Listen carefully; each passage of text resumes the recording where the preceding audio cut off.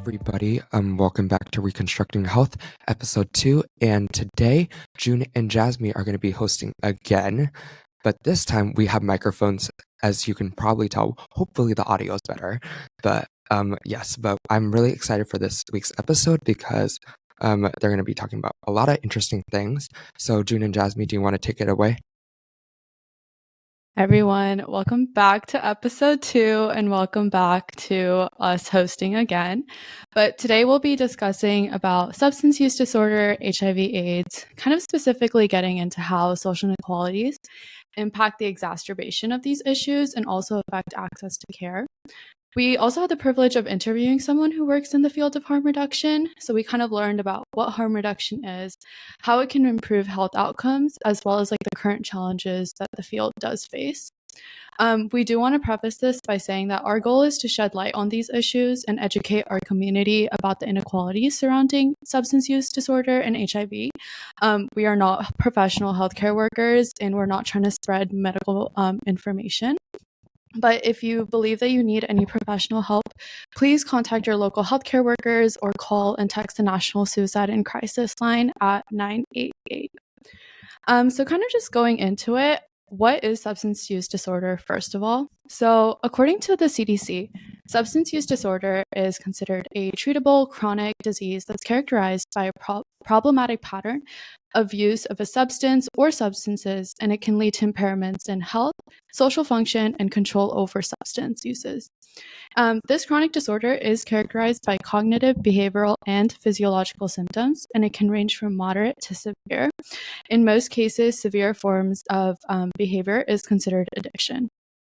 The co-occurrence of mental illness and substance use disorder is common among people in treatment, with almost 21.5 million adults in the United States having co-occurring disorders. And this is according to the 2022 National Survey on Drug Use and Health.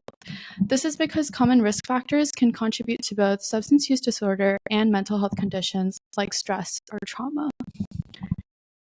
So our goal for this, as we said before, is to kind of shed light on the inequalities that this issue, like how disproportionately impacts communities across the United States.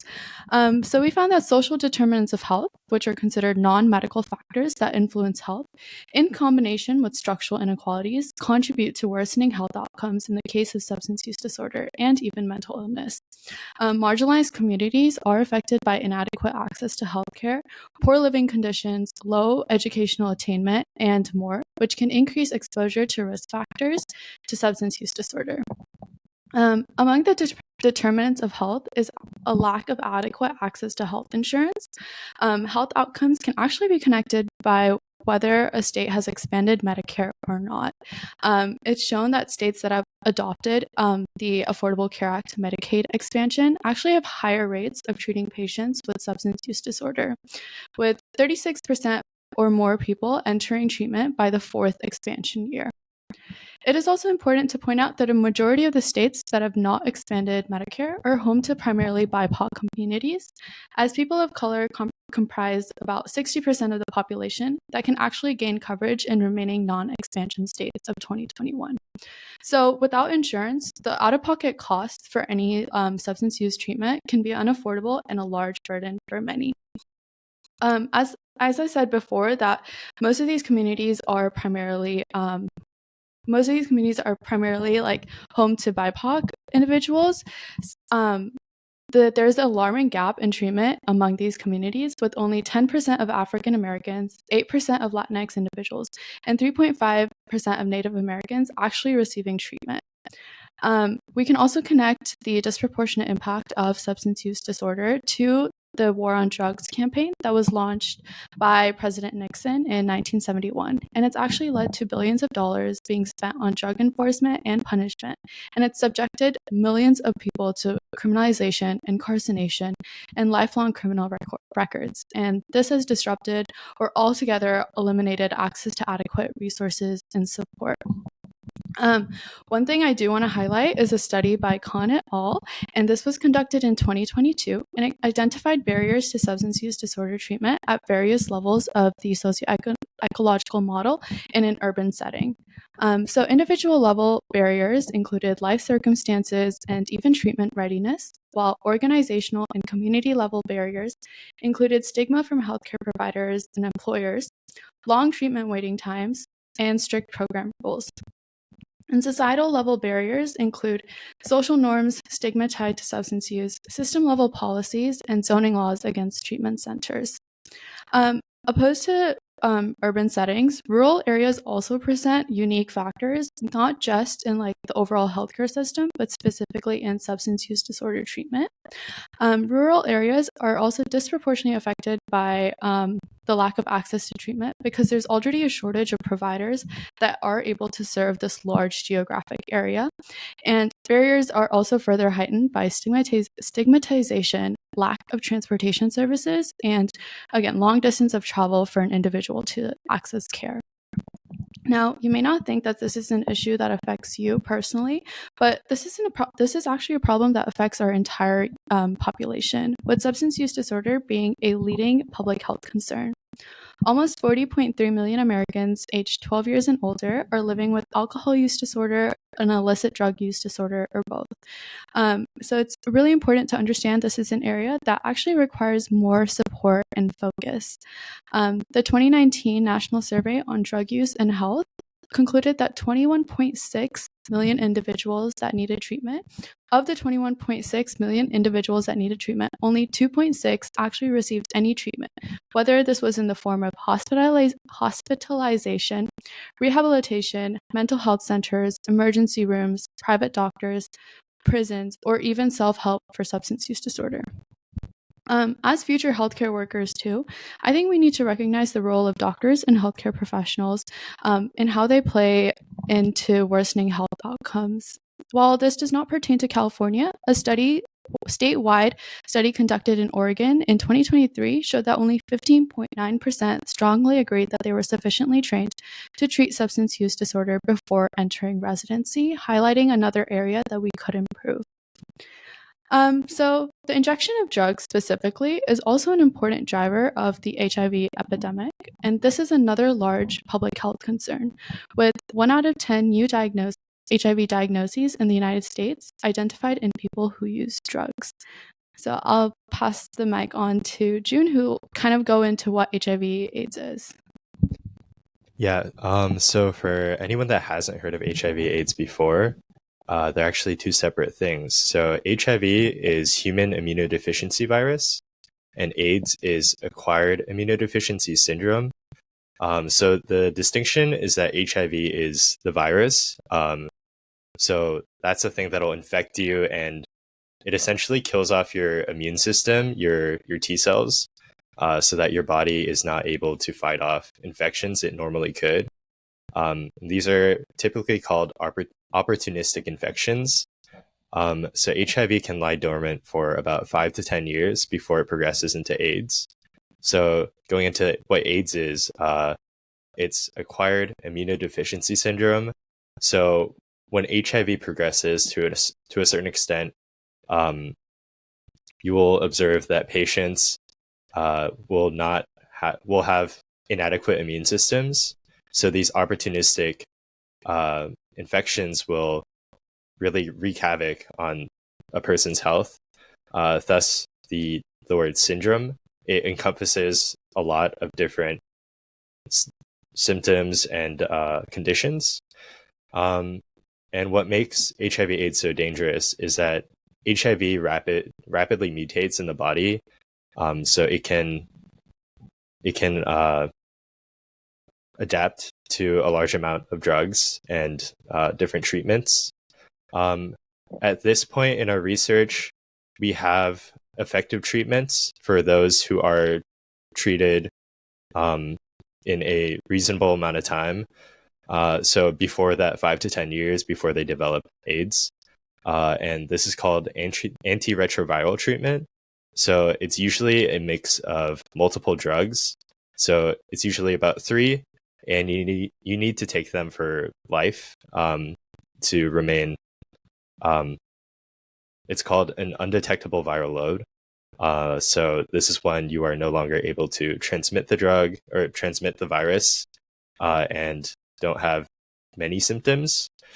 And these treatments can be really difficult to adhere to because of a mental toll, and sometimes they are just difficult to take. The pills can be big, that kind of thing, especially if you're taking it every day or very regularly for your life. And the reason why this is connected to substance use disorder is, like, again, as Jasmine said, 1 in 10 new HIV diagnoses in the United States are identified in people who use drugs. These are typically in, or almost always, in people who use intravenous drugs, so things that involve needles. The reason is that HIV cannot be transmitted through casual contact. So, for example, touch, sweating, saliva, that kind of thing. And yeah, so intravenous drug use has about a 0.8% efficiency rate of transmission.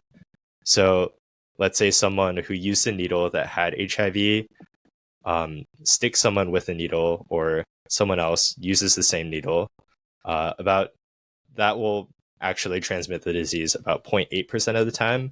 But despite that, about 8% of all infected people, or new infected people, report that it is from intravenous drug use. So we have to ask the question, despite the low efficiency, why is it such a disproportionate amount of people infected because of that? Usually it's because the nature of drugs in general is that they're addictive. And so when you use these substances on a daily basis, and Jasmine mentioned the war on drugs, there are a lot of restrictions around having drugs and syringes. So when you have these restrictions, you're more likely to reuse needles, which makes it much more likely that you'll contract the disease. Yeah, so some more general info about treatment. We have PrEP, so PrEP, which is pre-exposure prophylaxis. So this is usually a drug that at-risk communities take, or at-risk individuals take, in the sense that they are part of communities that engage in behaviors that expose them more to HIV. So for example, men who have sex with men or IV drug users are more likely to be exposed to HIV, which means that they will want to take PrEP, which will alleviate their worries to some extent. And we have PEP, which is PEP, post-exposure prophylaxis, which is after you are exposed or potentially exposed, you take this drug, and again, it helps with alleviating your worries about contracting HIV. Yeah, so we also have some info about testing. So there are antibody tests, antigen and antibody tests, and nucleic acid testing. So typically, nucleic acid testing and antigen and antibody tests are going to be lab tests, so they'll take longer. But rapid tests, which are antibody tests, will give you results faster. But if you test positive on an antibody test, most likely you'll want to go and get a lab test as well, just to make sure. And I think that's all the background info. So we can go into disparities. So the reason why this is an issue, HIV still continues to be an issue, despite the fact that there's so many systems in place to alleviate the worries of low-income or marginalized communities, because they still don't have access to these treatments and these resources at the extent that we would want them to. The research shows that racial minorities and people in the South tend to have worse health outcomes in terms of HIV. This is often due to underfunding or stigmatization. And I think that's all I have. So yeah, so we can go into our interviewee. So our our interviewee for this week actually asked to be anonymous, but we spoke to a person who's worked in the field of harm reduction for a really long time. And while we can't reveal what organization they work for or who they are, we can assure you that they know what they're talking about.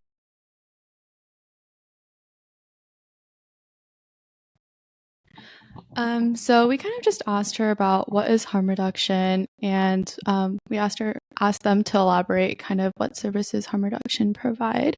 So this was their response. Harm reduction is a loving approach of consistently walking with someone, meeting them where they are at, and helping them make the kinds of changes that are meaningful to the individual. What is different about this approach from the traditional approach is that the traditional approach says that if someone is using drugs chaotically, then that is actually their number one problem. But a harm reductionist believes that they don't know what an individual's number one problem is until they actually tell them. It's an empathetic approach that understands that most people with a chaotic relationship with drugs have some kind of past trauma that is interacting with their drug use in physical and psychological ways.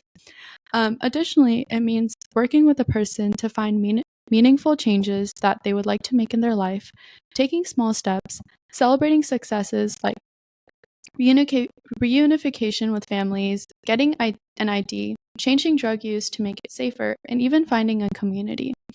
An important part of harm reduction is the respect for people's autonomy, which is an understanding that even if someone doesn't like the choices another person makes, those are the choices they are making, but it's the role of the harm reductionist to present some other options than complete abstinence. The definition also that people generally associate with is from the National Harm Reduction Coalition, which talks about harm reduction as the set of strategies that focus on reducing harm to individuals, communities, and families. So going into our question of what services harm reduction provides, they said that harm reduction programs provide various services like syringe services programs, naloxone distribution, housing first policies, treatment for opioid use disorder, and contingency management. So syringe services programs, or SSPs, provide new sterile equipment to reduce the reusing of needles or sharing needles with others, while naloxone is a overdose reversal agent. And they mentioned that this is a big part of what's happening in California, and that people are distributing naloxone and teaching people who use drugs, how to use it on each other. And this is because they're the ones that are most likely to be around when an overdose occurs.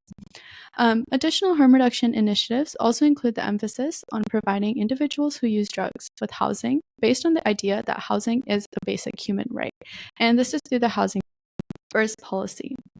Harm reduction programs also provide treatment services with methadone, buprenorphine for opioid use disorder, contingency management, which is a method of using a system of rewards to approach methamphetamine use disorder, and motivational interviewing, which is a non-judgmental approach to counseling people who use drugs to identify the ways people have control as opposed to identifying their triggers. Additionally, we also asked her how has harm reduction initiatives improved health outcomes, and they said syringe services programs are considered an important response to not just HIV, as they dramatically reduce the percentage of infections in people who inject drugs, but also hepatitis B and C. Additionally, it has made a huge difference in skin and soft tissue infections, endocarditis, and general suffering, as injecting used needles can be a very uncomfortable experience as they become barbed. It is a desperate experience to need a new syringe, especially if an individual goes into withdrawal. So given all of that, I wanted to open the floor to anyone who has any thoughts about what this individual was saying about the principles of harm reduction.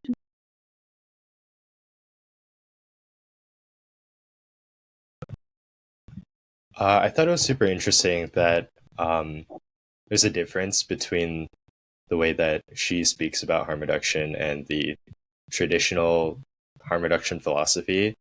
I feel like in my experience, I've been exposed to a lot of the like second point of view, where it's kind of like yes, we do want to help these people, but it's less we're gonna meet them where they're at, and more like they need to make the change, that kind of thing. So I think it's really really interesting to see it from this like healing perspective.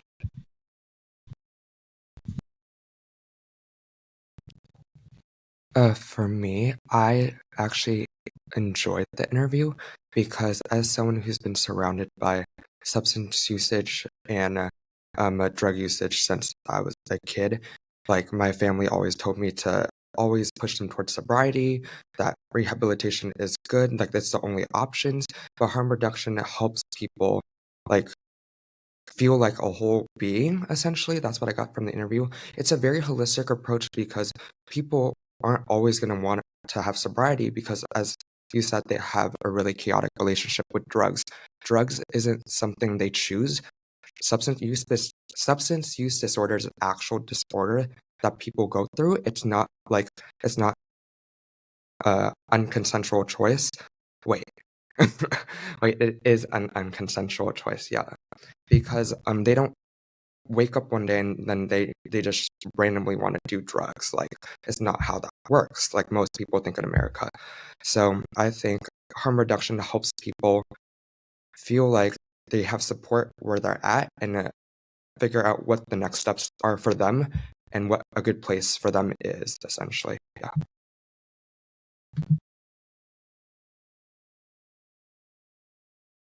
Well, I completely agree. Um, I think in the interview, I really liked when she said any positive change is celebrated, big or small. And the point that she's making is to whatever they're doing in terms of harm reduction is so that people are not isolated. And I was also thinking, this is about togetherness, not isolating people. And maybe the people who got into consistent drug use, maybe they were doing it to feel belonging in sense of belonging in a community. Maybe that's why they got into it. And they didn't know the effects of how addictive a drug could be, and now they're stuck in this loophole or a tunnel and cannot see the light at the end of it. And um, when they show up to get resources from the harm reduction department, that action alone speaks much more than what they might be able to say in that circumstance or in that situation. And any type of support will lead to a good support and positive approach.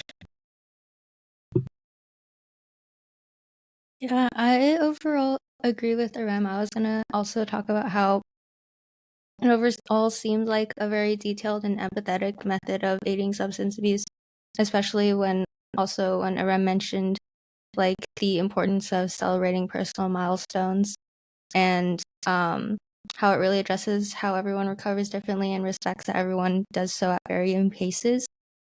So yeah, what I'm getting out of this is that harm reduction is a method of helping those who struggle with drug use in ways that also support everyone else that is involved in the issue, like the person who's struggling, as well as like any relationships they have, like family and friends, and overall mending lifestyles and those connections.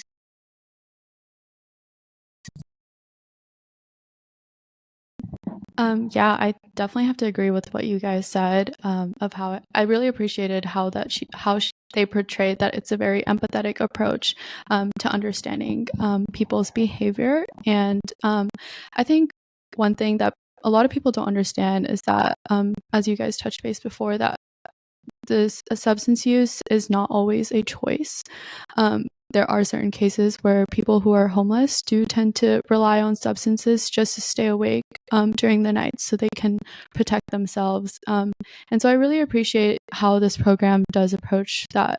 There's so many different reasons why people do use substances, and it's more about understanding those reasons and also understanding what their goals are, as opposed to putting the pressure of what society wants and who society wants them to be. I think that's just really important in any healthcare setting. Going into our next question, can non-intravenous drug use be a risk factor for HIV? They said that they started this off by saying that it's actually important to note that public health experts talk about what's possible and what is probable. And they will say that they will always say that something is possible. And that's something that people actually tend to react to more than understanding that even though it's possible, it may not be probable. They said that in the case of needle stick injuries, which are actually more common in medical settings, most injuries are not just by a poke, but actually a full plunge. And although it has happened that HIV has been transmitted in medical settings to medical professionals, there has never been documented cases of someone stepping on a needle and acquiring HIV that way. Does anyone have anything to say about this? Even touching base on like what her first sentence was about whether public health is possible or probable. Oh, I actually took notes on this. That was one of my favorite parts of the interview because we talk about this a lot. Like things are plausible, like situations are plausible, but for the everyday person, it's not going to happen to them. But when you tell someone that it's plausible, they're going to go into like this panic that it's going to happen to them for the rest of their lives. And then that's how stigma is caused, because stigma is caused by perceptions of people in their minds, and then it just keeps snowballing. So I think it's really important to actually contextualize what is actually probable, because once we realize when something is improbable, that means that we can actually take steps to break down things slowly and actually realize the situation at hand before it gets too crazy. Yeah. Yeah, I feel like kind of connecting the two things, needle stick injuries, I guess casual isn't the right word. Like there's never like a casual like needle stick injury, but like in the sense that like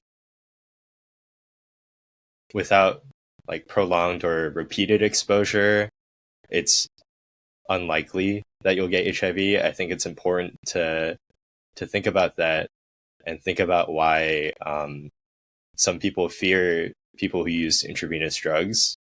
I feel like it's very important to deconstruct, like Matthew said, like the stigma that surrounds these people. Like at the end of the day, they're people, right? Like, and it's very like unempathetic to have a fear of these people because of something that's like incredibly improbable. Like despite it being possible, like, you know, yeah. I'm not sure if I communicated the idea that I wanted to correctly, but yeah. Okay, so our next question is what communities are harm reduction programs reaching? And kind of as part of that, minority communities have less access to treatment, and how is harm reduction changing that? So our guest said that harm reduction kind of suffers from the same racism that all public health in the United States has. So structures in this country were built by white people for white people and are never as friendly or accommodating as they need to be. And I thought this was really important. This is apparent in some of the terms and language that are used in public health, like hard to reach populations. And they stated, is it really that these communities are hard to reach, or that you're not really trying to reach them? And our guest also brought up interesting examples of these disparities. So the first one was African American and Native American communities in the overdose rates. So these communities are incredibly disproportionately affected by overdosing compared to other communities like white communities. And they also brought up the example of at the beginning of the opioid epidemic, the African American community surprisingly had a very low, like relatively low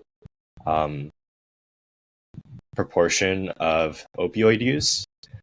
And this was because the study showed that African Americans are often undertreated for pain.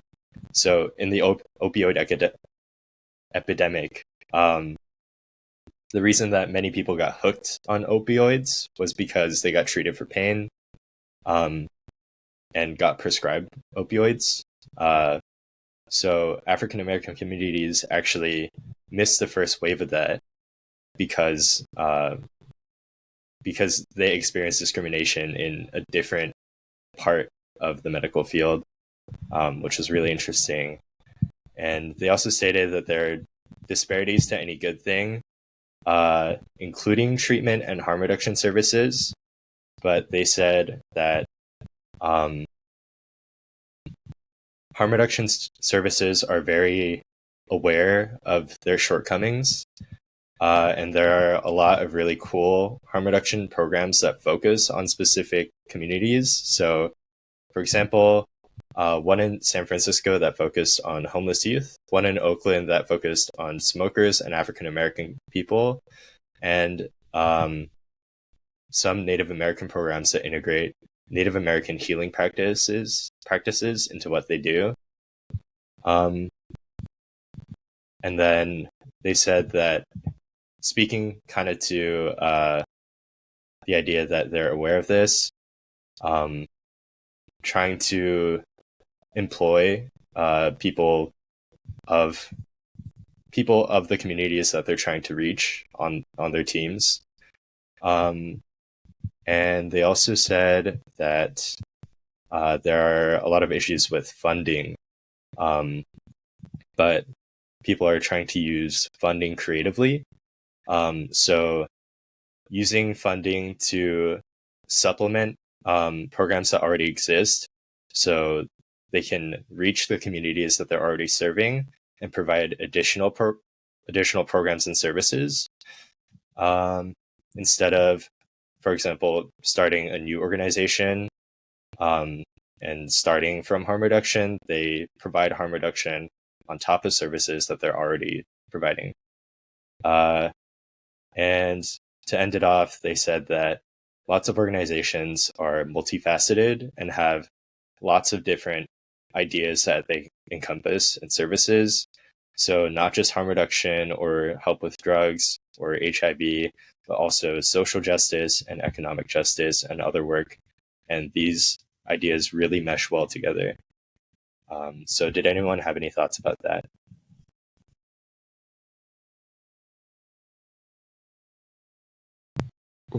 Oh, I had thoughts on that because I thought it was really interesting how she brought up medical racism, because that's something I was going to bring up in my episode, especially about racism as a protective structure, protective factor for African Americans during the early days of the opioid crisis.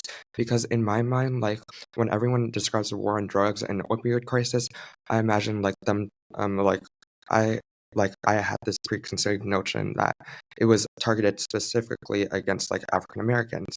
But it was really interesting to see how racism was actually a protective factor because of medical racism, creating doctors like perceptions to have African Americans like having less pain, which I'll talk about in my episode. But I thought that was like, really, really interesting that they brought that up. And also I thought it was really interesting to hear about the different harm reduction programs as well. So that's all I got. Yeah. Oh, to add on to the different harm reduction programs, that was one of the things that stood out to me. I found it I found the examples that they gave that represented like specific populations by integrating like their cultures really interesting, like involving the Native American healing practices.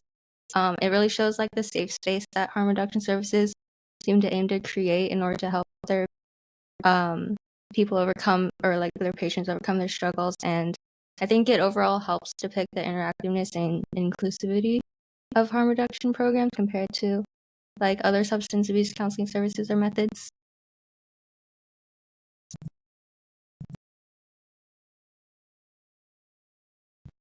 I think the biggest wake-up call for me when I was in on this interview was when they said, are they hard to reach populations?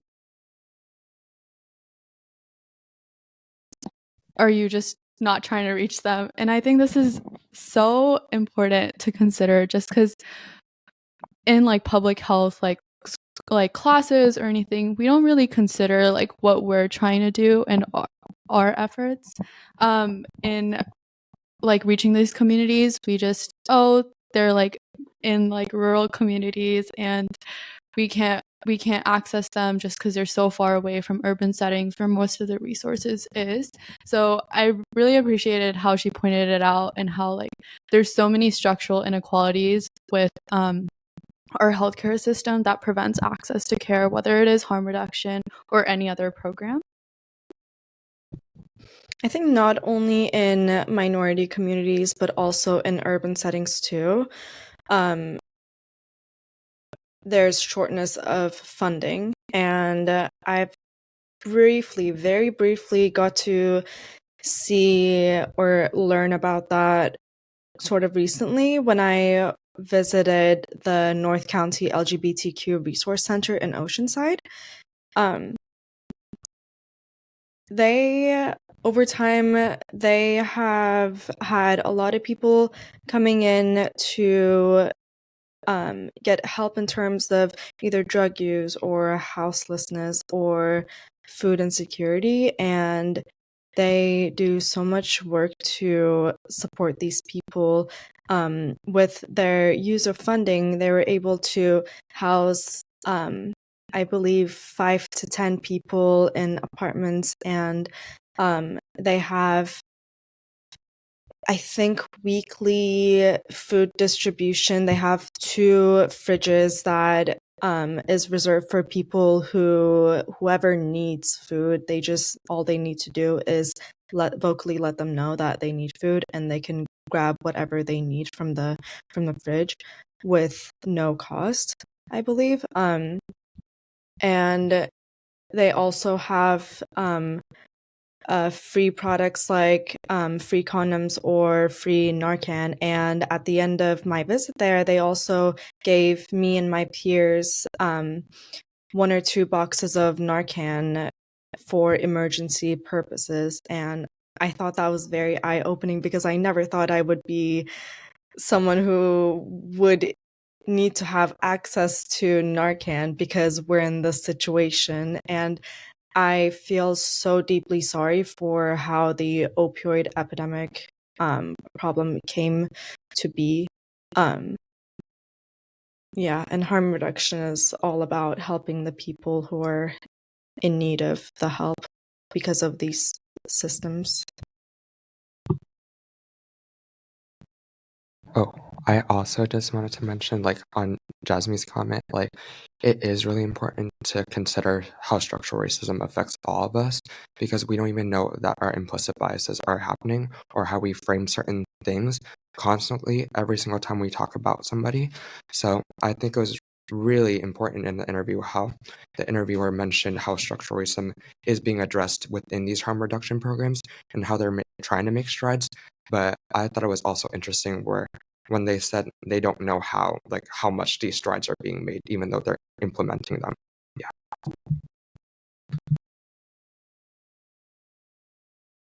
All right. If nobody has any other thoughts, I'll move on to my next question, which was, what are current challenges that you face in harm reduction work, programs faced from communities, and policies? And where does there need to be change? And to this, they said, most people have a 12-step model of what should be the response to drug use and drug users. And the idea of enabling is so firmly entrenched in the way that most people think, which makes it really difficult because these ideas are shocking to people because of that. They mentioned that for people who are politically progressive, usually not shocking, but even then, there are some people that are shocked by these ideas. And they gave a personal anecdote about encountering that sort of shock. They were listening into a meeting, and everyone in the meeting was super offended by a local syringe exchange program that was offering services like 3 hours a week in a park. And they attributed that to kind of not seeing the person and just seeing someone, quote, someone that would use or does use drugs and hates them. And they said that we're not really able to think clearly of the systems that lead to this, and it just leads to hating the person. And then they said that some of the people that resorted to that hate of the person rather than the system really wanted them to know that they were Democrats. And like to them it didn't really matter whether they were Democrats or not, because at the end of the day it matters whether you see the person or the system. And they said that a lot of people have trouble embracing these ideas because they're so new, and people kind of have a notion of accountability and responsibility. And when they see someone struggling with substance use, they think, why didn't you try harder and what's wrong with you, rather than like, how do I help you? And they said that a lot of people have this feeling of dismay and don't really know how to cope with feelings, with the feelings that they have about this problem. And yeah, so a lot of people may have really strong personal beliefs or really strong personal experiences that were really difficult, and kind of shaped their beliefs on this topic. And there was also the public opinion, which is shared between politicians, teachers, police officers, prison guards, etc., people in power. And these policies haven't really been observed in a long time and are horrible, impunitive, and unnecessary. And they can be really challenging for individuals that seek help. For example, our guest mentioned, I think, abscesses. They said that everyone that they know who has been treated for an abscess has had it treated extremely painfully and treated really roughly. And to close off, they said that there are laws that are not yet friendly to harm reduction programs, and there's a lot to be done. We're a long ways away from a more human approach to working with people who use drugs. So does anyone have thoughts about that? Yeah, I want to start off by saying that clean syringe distribution is done so that people don't reuse syringes, like our interviewee mentioned. It sounds counterintuitive at first, as if it is unproductive to be supportive in a way that they are given clean syringes, almost like reinforcing the behavior. So I understand that might be the reason why people might not be supportive of the idea. And therefore, that leads to judgmental outlooks on the people who may need that type of support, and lack of funding as well. So it's kind of like a butterfly effect almost. And the thought behind it is that these people will find other ways regardless of their circumstances. And so clean syringes is a perfect example of harm reduction. But my point is, people need better education in terms of how to better directing or acting on what they're feeling, because with the current education level, current understanding, people choose to dismay or dismiss or be judgmental or react in a way that they say negative things about the people, be judgmental and stuff. This is clearly not productive, as it's not supportive of people. It's not bettering situation of people. It's just belittling them. And harm reduction is the best way to be supportive of people. It's kind of like how we spoke about, like celebrating every little accomplishment and supporting of whatever they need. And she also did mention at one point of the interview about one way of harm reduction is changing the drug they use it to make it a safer drug. And I think doing things like that is a way more productive approach in having, like, taking a person from being in a really unfortunate circumstance to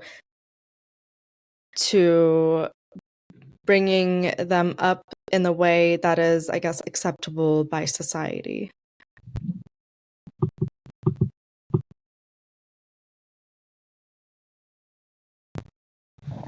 For me personally, I think harm reduction is an extremely good thing.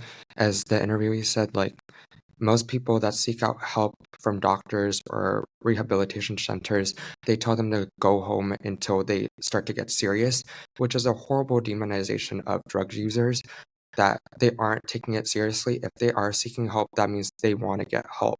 You should help them.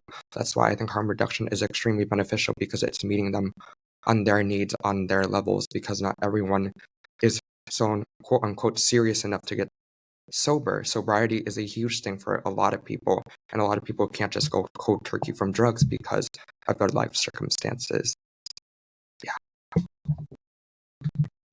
And I also want to add to that, going cold turkey on leaving a drug behind, whether if it's alcohol or some type of very addictive drug, it can be traumatizing. It can be really traumatizing going cold turkey because of the symptoms, the effects, and psychological effects as well. So going back to their personal anecdote about like how they were met with politicians who said, oh no, I'm not like the other guy, I'm this, like, I'm better because of my political views or where I am in this country, I am better. I think it really highlights like how ridiculous our system is and how much work we have to do to kind of educate people.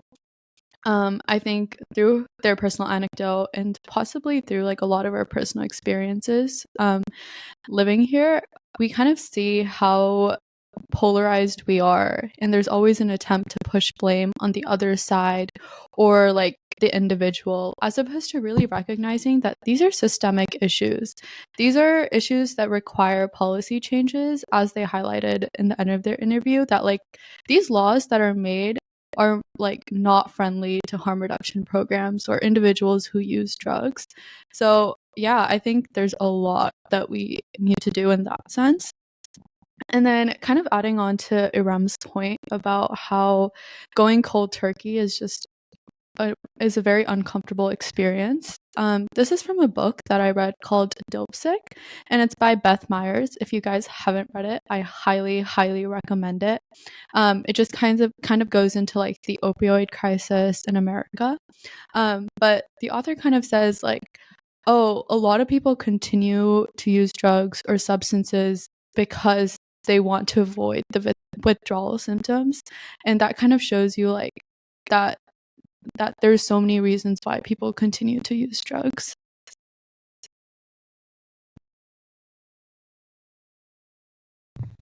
Oh, to go off what Jasmine said, that's what I forgot to say in my portion. Yeah, I wanted to talk about the socially liberal people because they always support like these progressive policies until it happens in their communities because it's something unsightly, it's something they don't want to see, out of sight, out of mind, right?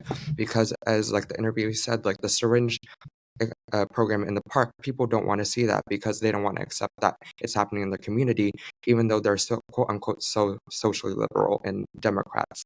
So I think people need to accept that this is happening in their communities, regardless of what they think. Like people are always going to use drugs. Like that's just a part of society, and the more we accept that, the better we can start helping people that have substance use disorder.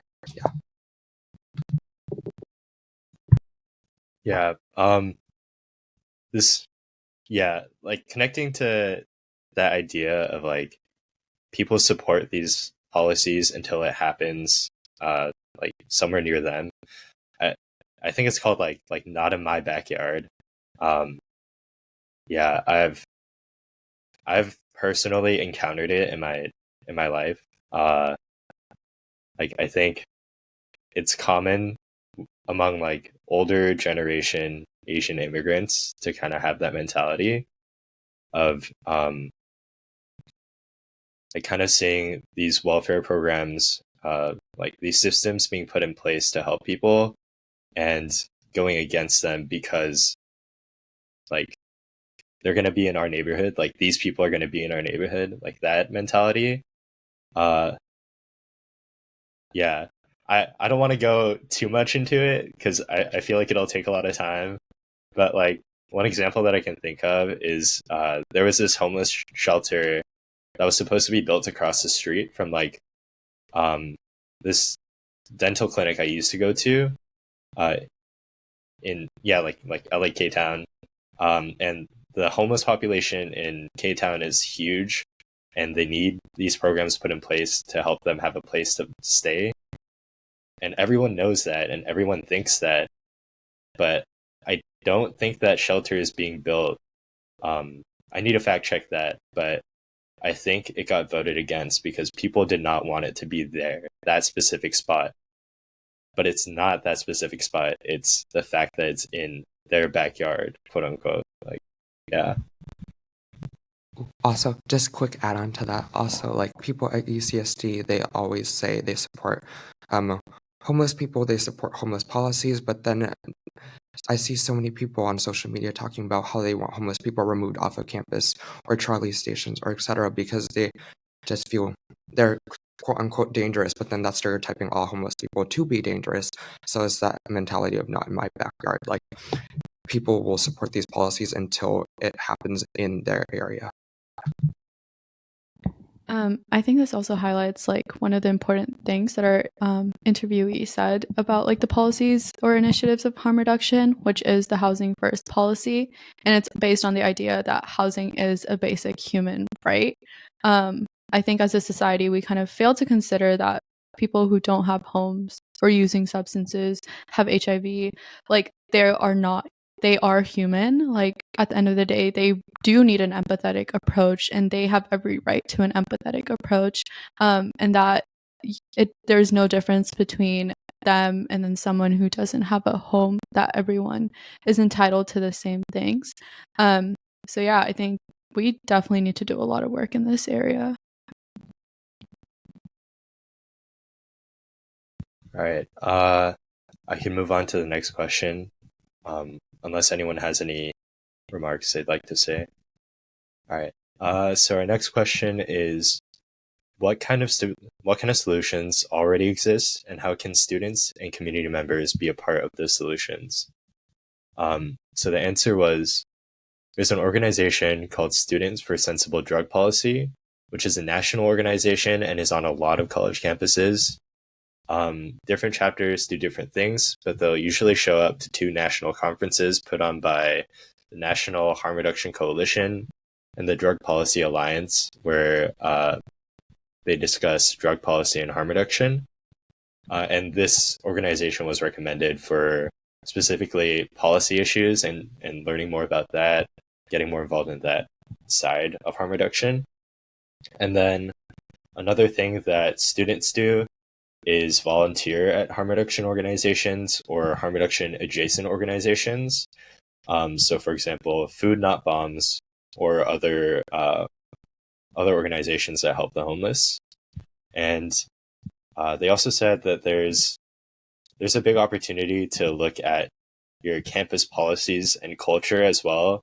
And they gave a lot of questions like what happens to you if you get caught with drugs? Do you get kicked out? Do you get evicted? And they mentioned having naloxone on hand. And they gave a personal anecdote about how their children were in college and being spoken to about drug use and college drug policy. And when they asked whether the RA or someone had naloxone for emergency cases, instead of being met with an emphatic, like, yes, we do, we can help you if you need it, they were met with confusion and just like, no, like, why would we have that? So, yeah, like, that's another thing we can consider is the culture that we have on campus.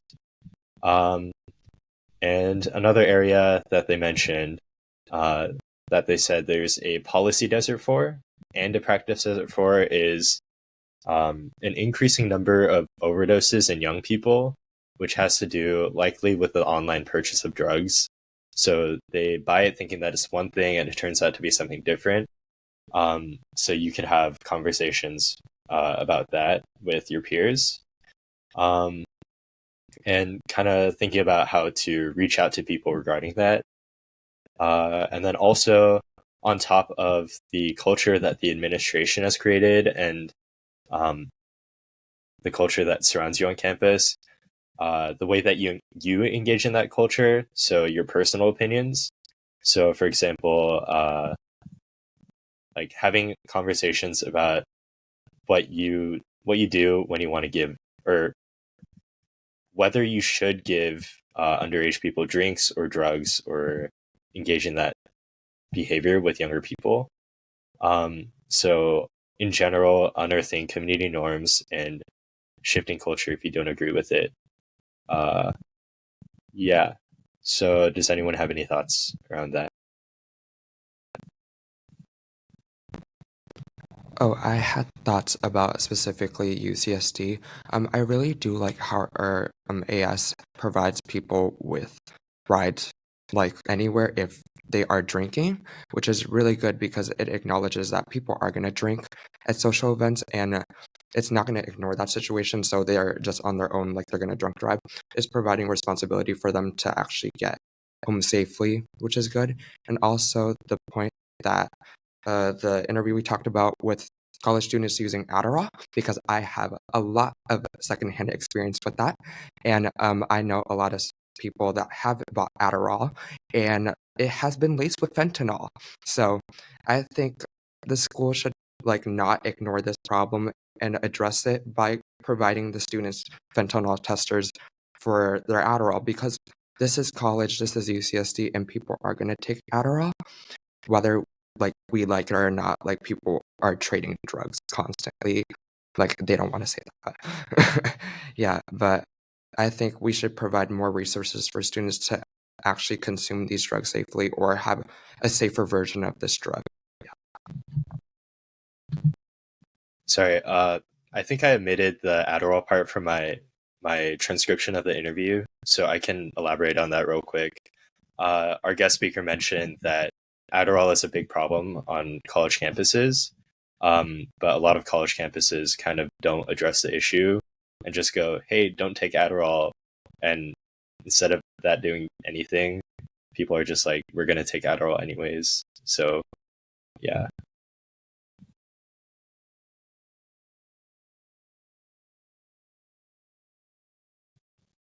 Does anyone else have any comments or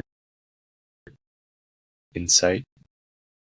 I'm Yeah. surprised about the Adderall being laced with fentanyl. That is news to me because I would normally think that other drugs would be mixed with or laced with fentanyl. So I'm surprised about that. In terms of fentanyl testing kits, within UCSD, I've been given fentanyl testing strips, I believe it was, for last year's Sun God workshop event, a week before it happened. But in other circumstances, I wouldn't have even known that UCSD was giving free fentanyl testing kits.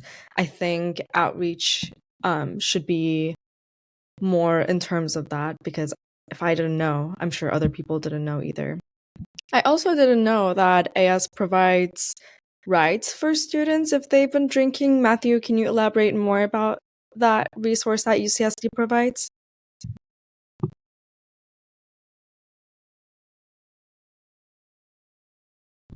Your mic is muted. Okay, we're good. Okay, so for Sun God last year and for Sun God that we were supposed to have this year, AS we're going to provide rides like free Lyft rides and etc. for people that have been drinking using a code that AS provides. So I feel like that is a great way for harm reduction to be implemented on campus because it addresses that people are going to drink and use substances and gets everyone home safely without having to penalize them because no one wants to admit they're using substances to authorities. So I think it's a great way for people to be safe and do whatever substances they want on their own accordance and not be reprimanded for it. And also, Adderall, from my experience, my secondhand experiences, people have discovered methamphetamine and also fentanyl in their Adderall. Yeah, it's a really big crisis. It's really bad.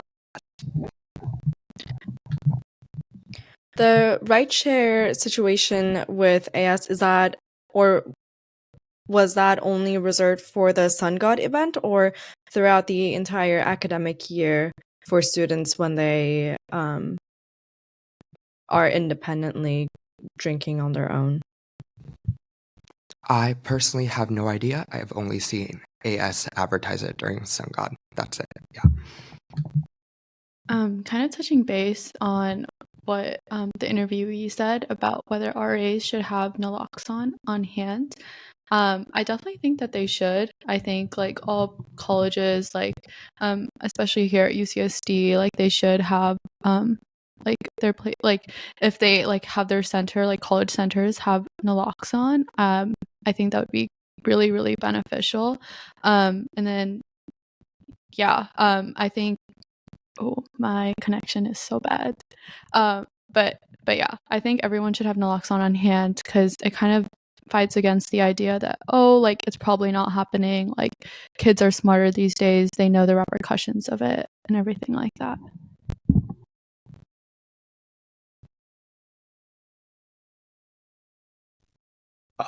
I think it's super interesting that the idea of considering our campus culture and the way that administration builds our culture was brought up, especially considering recent events on campus.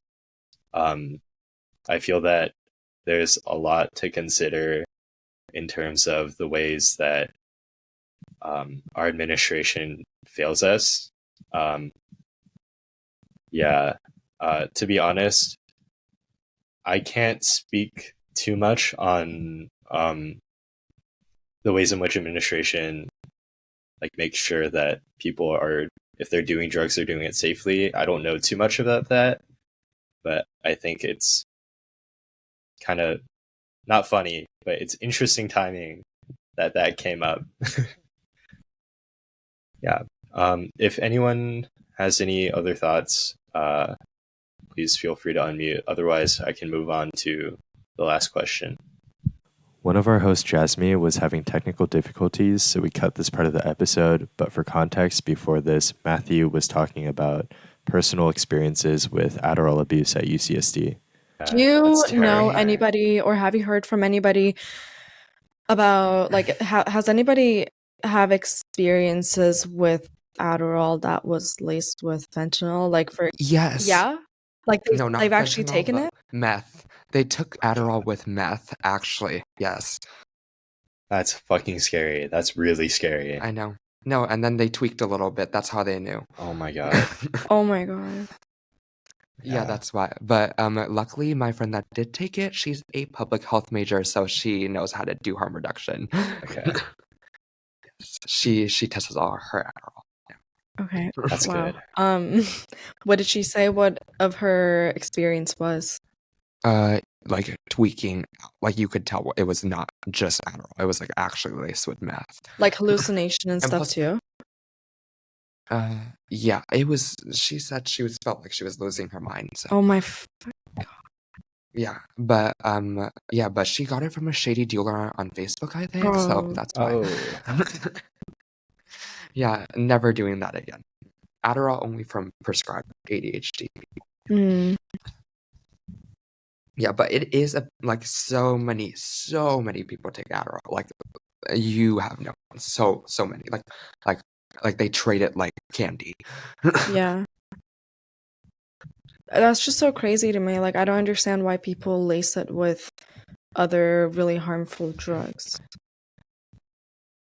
Because, like, So I do would we wanna understand. keep this an It would be episode? more rational if they were trying to kidnap a person, but it's not even that. Like, you're just selling it off, and you're just letting that person do whatever, and they could take it at any moment, and they could even, like, for example, they could even be driving, and the laced drug can be metabolizing yeah. in the moment that they're driving, and they can be like, you know. It's because these dealers. I studied this in Oakham. These dealers don't know what, like, they're dealing with the drugs, but they don't know what's in the drugs because they're also getting from shady sources, and that's really cheap for them.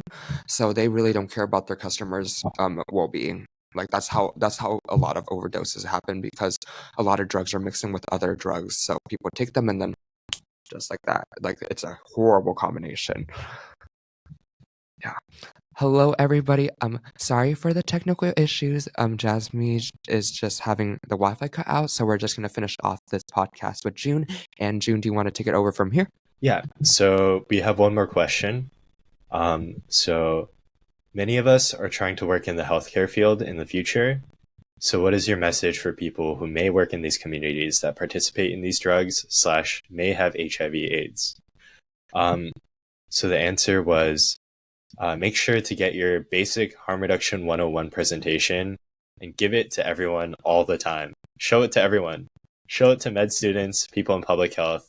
Invite people to do guest lectures for you. Make sure nobody in your department goes away without having heard of harm reduction. Without this, people will just come in and do what they think is best practice, which can lead to patients avoiding you, since you might disengage from the possibility of human connection. And they also said, make people be better. So make people employ harm reduction practices. Yeah, so any thoughts about that? I really like the ending message that the interviewee had, like, make people be better. I think that should be everyone's goal at all times, especially if you're a healthcare provider. You always want to do better for your patients regardless. And the lack of training that is in medical school infuriates me on several topics, but especially harm reduction and drug usage, because as the interviewee said earlier, like drug usage, like they just dismiss drug users unless they're serious about getting clean. That is a horrible way to treat your patient that has no empathy, no sympathy, no perspective on their cultural or personal beliefs. And I feel like people need to be more educated and actually treat people holistically, because these are human beings you're treating, and the patients you're seeing could be your family, friends, could be your relatives, etc., etc. So treat people with kindness.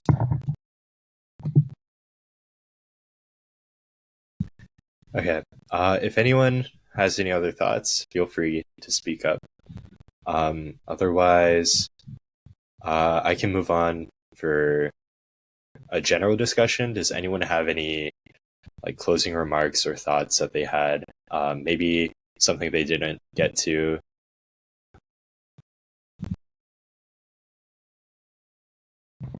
Oh, I also just wanted to touch base back onto HIV. Like, the stigma around HIV medication, like PrEP and PEP, is unbelievable, especially in conservative towns and rural towns where people are still having anal sex and penetration. So I feel like our sex education doesn't ever clearly state what is needed to be done for HIV prevention or post HIV transmission. And I feel like there's so many queer kids growing up all over America that don't know what to do or who to contact for HIV information.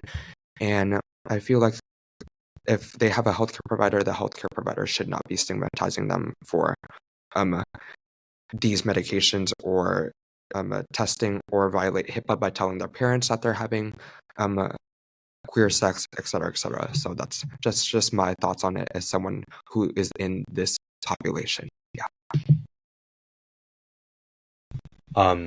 I also wanted to speak on my personal experience with like HIV/AIDS education. So I grew up.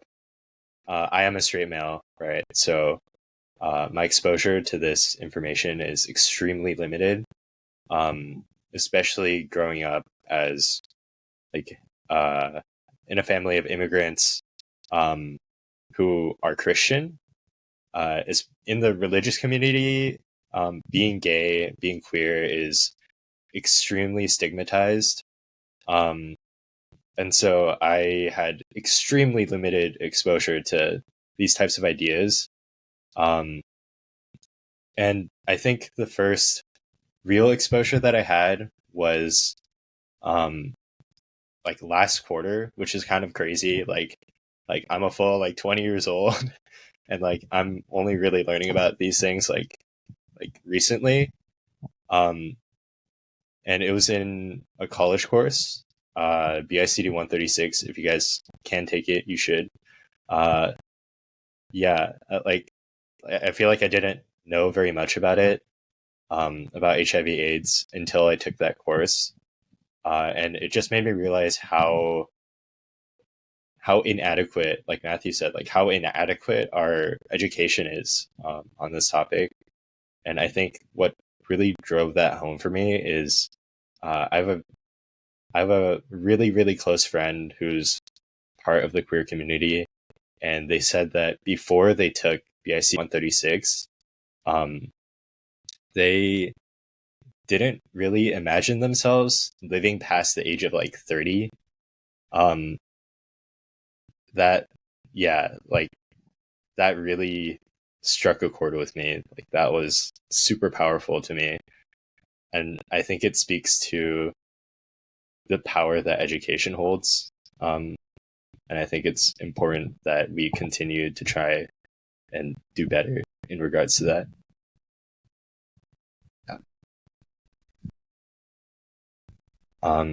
So does anyone else have any closing remarks, statements, thoughts?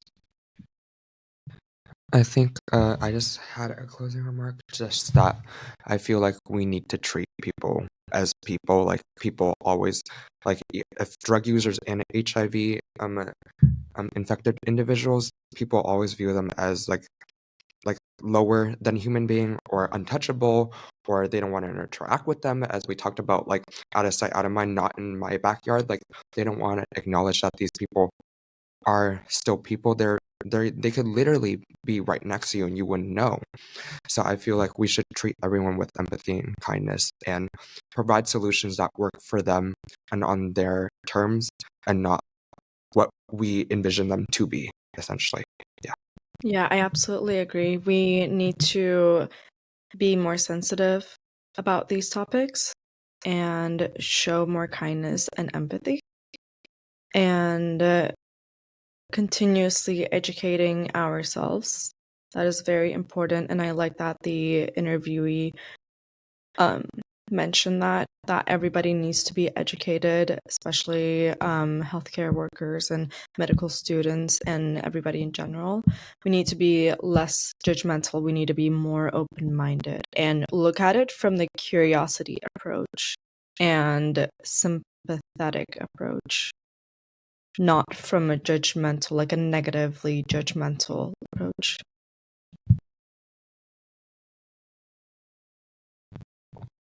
And is that all the questions everyone has for today?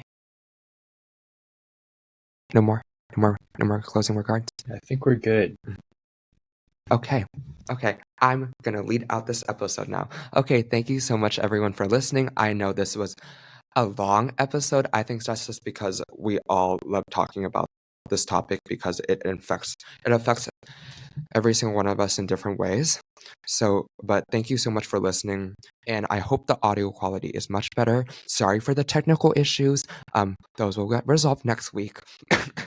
And hopefully you keep tuning in because next week Hiram's going to be talking about food consumption. It's going to be really fun, and it's going to be all of us as well, but no more June and Jasmine hosting. So, yes, but thank you for tuning in, and we will see you next time. Thank you.